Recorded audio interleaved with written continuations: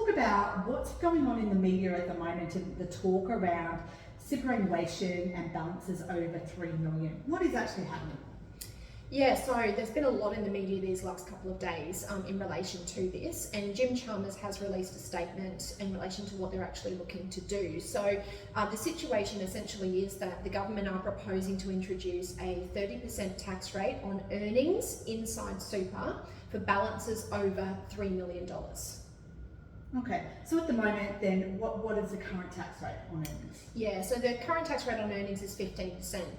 And I guess it would be really poignant to point out at this stage as well that at the moment there's only going to be about 80,000 people actually affected by this at this point in time. Yep. So it is a really small percentage of the population. So the reality about this is that it has to go through significant consultation and legislation before it does get introduced. But if it does get introduced, we're looking at the 2025 to 2026 tax year at this stage. Okay, so just for the retirees, how does this change impact them?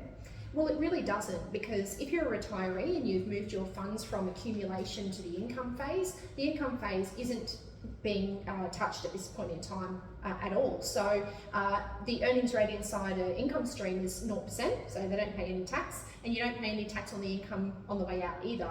So it's still a really great option for that individual. Great. As you said, Nat, there are not many clients that have been impacted by this.